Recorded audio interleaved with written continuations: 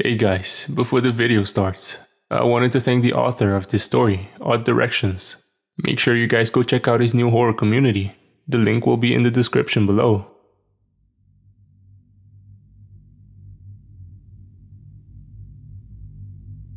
Mom was in the middle of a story about her colleague Nancy when the phone rang.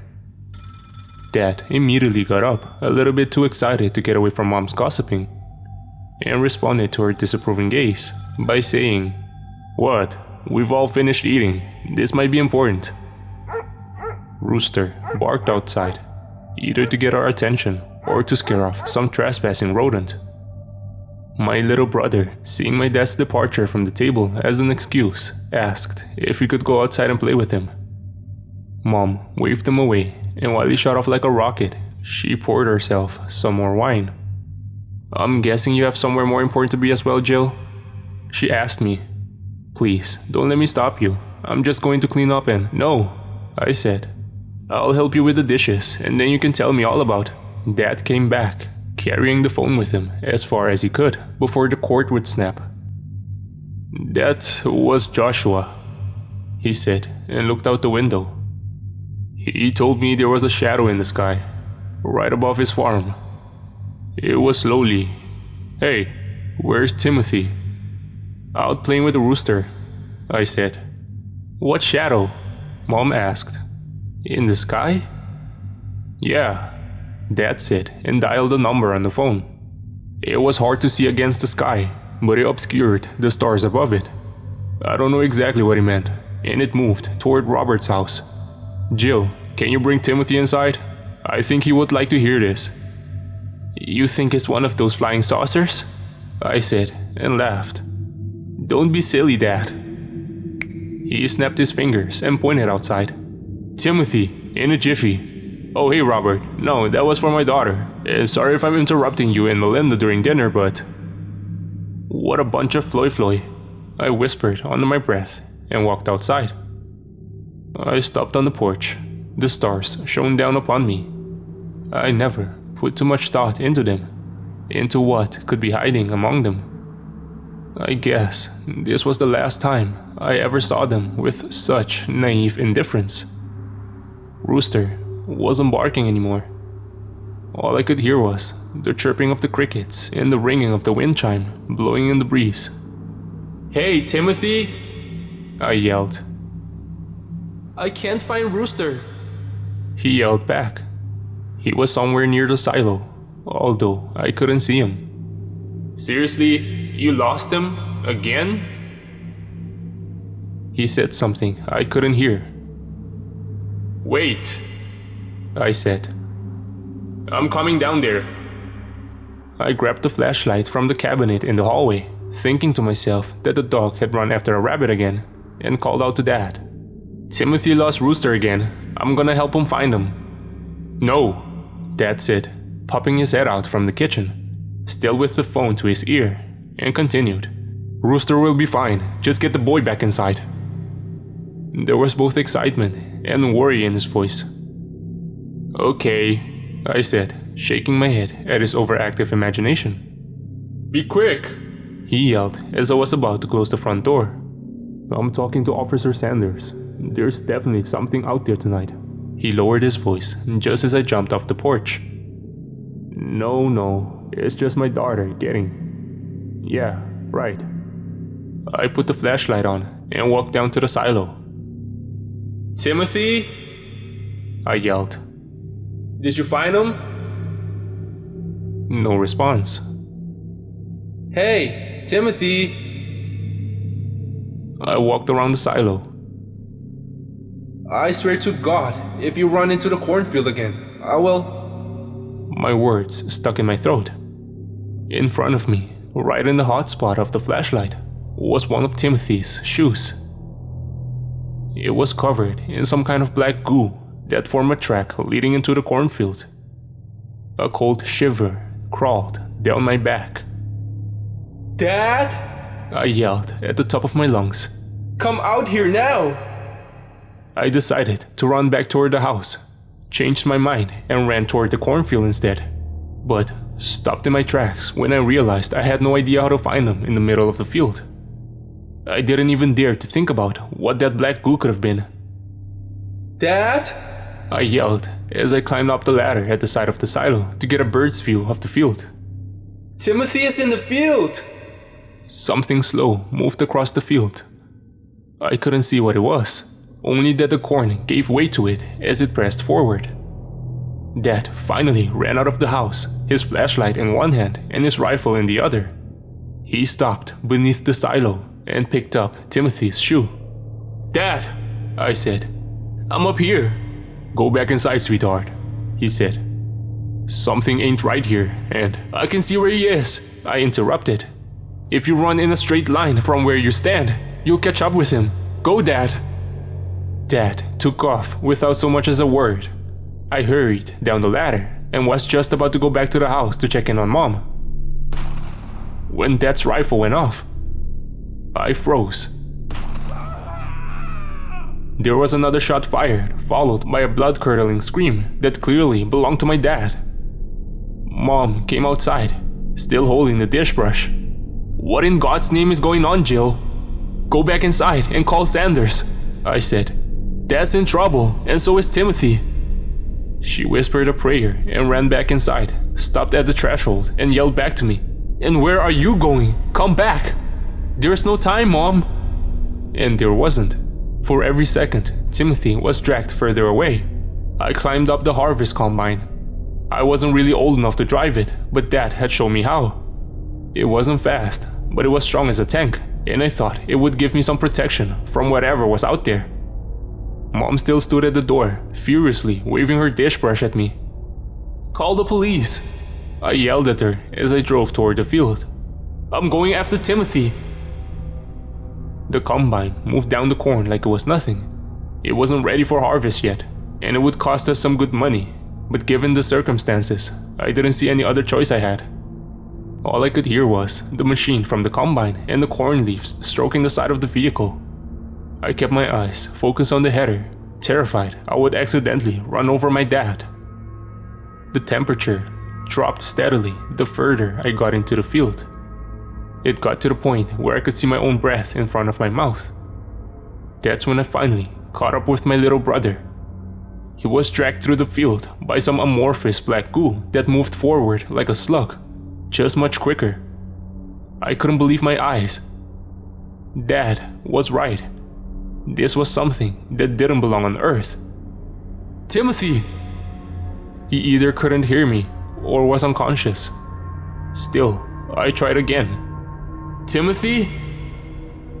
The combine stopped inexplicably right at the center of the field, and my flashlight flickered out. I looked up.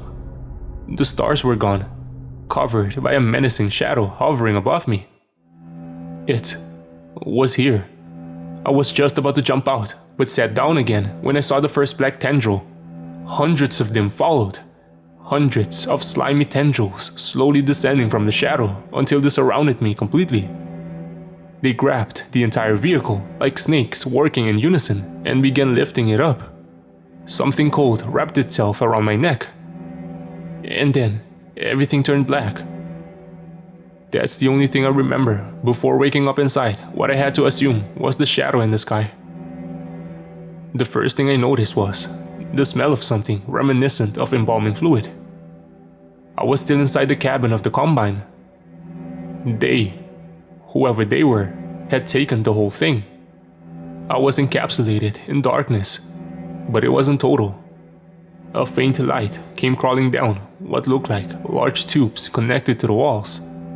The loud echo of droplets hitting a pool of water was the only sound I could hear besides my own breath. And it was freezing. My heart rate was off the charts, and my hands trembled not just from the cold, but from my overwhelming fear as well. I climbed out of the vehicle and stepped right into the knee-deep water. I wanted to yell for my brother, to see if he was here somewhere as well. But I couldn't without having to fear bringing unwanted attention to me. For now, I seemed to have been left alone, and I wanted to keep it like that for as long as possible. I waded through the water until I came to one of the tubes. They were made of some kind of metal, almost like silver, but dimmer.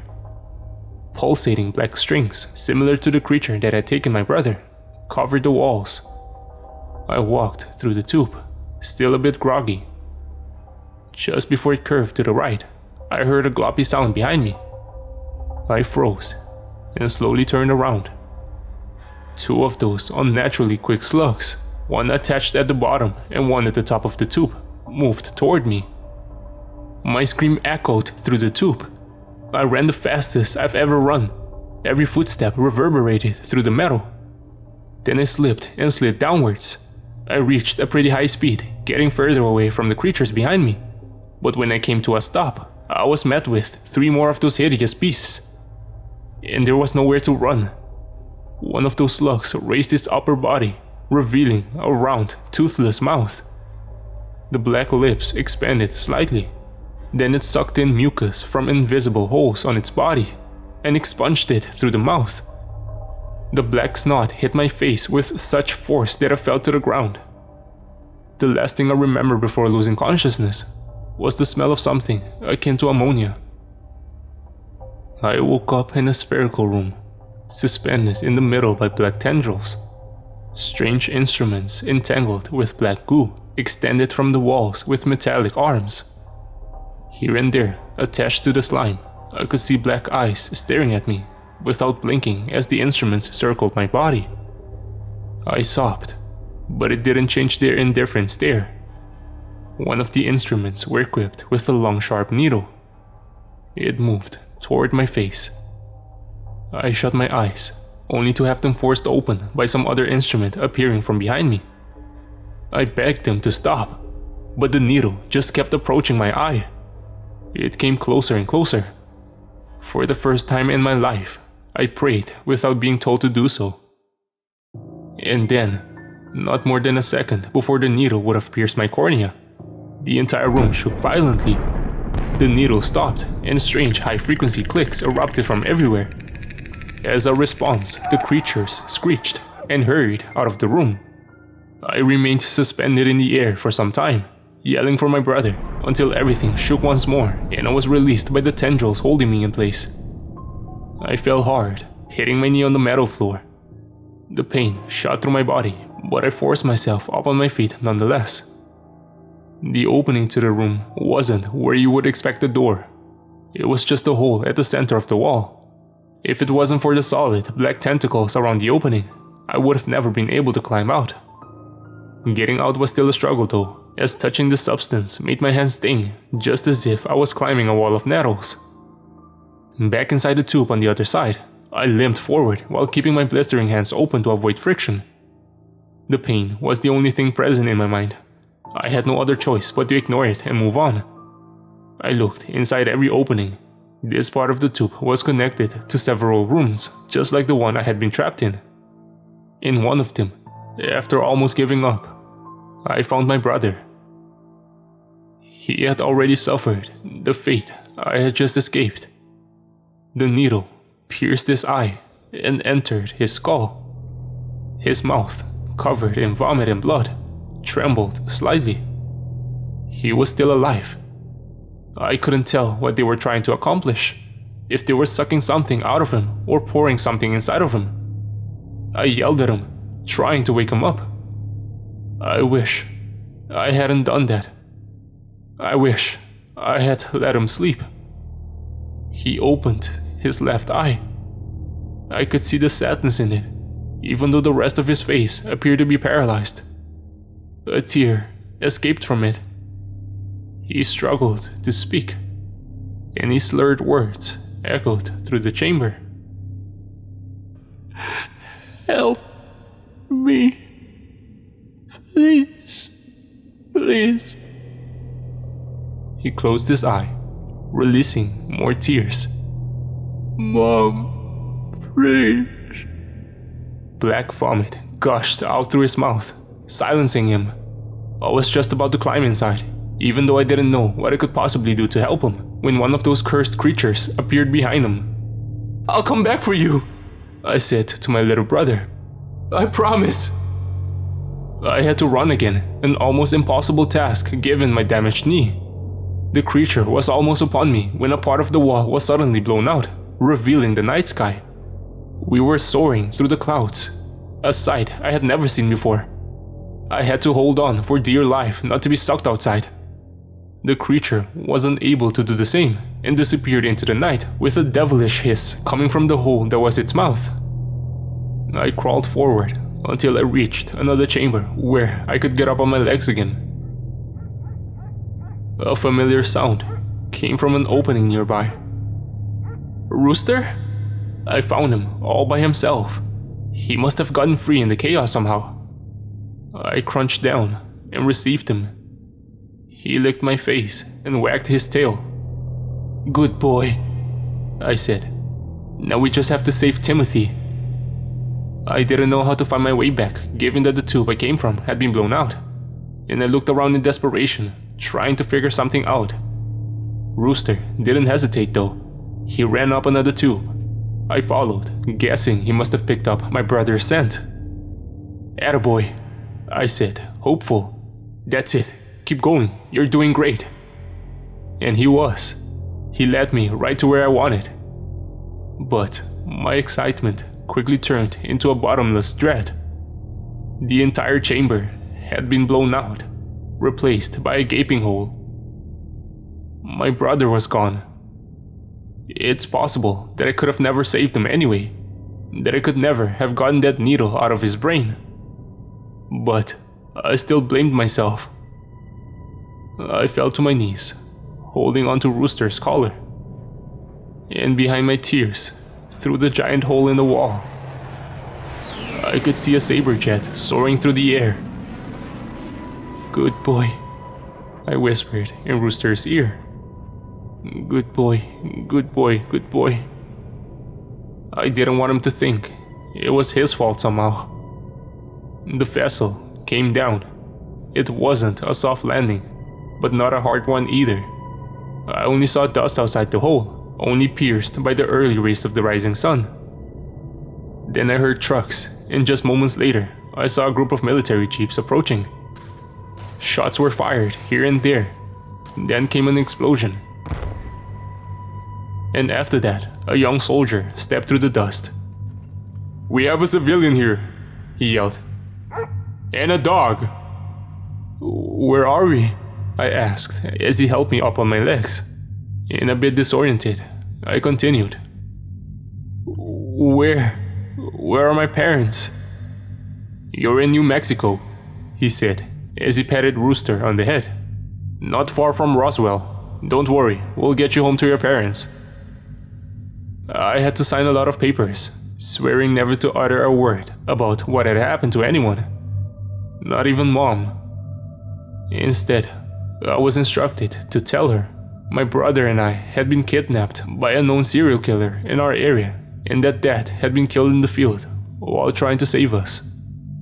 Mom never believed in that fairy tale, but it wasn't until her deathbed in 1979 that I told her she had been right all along.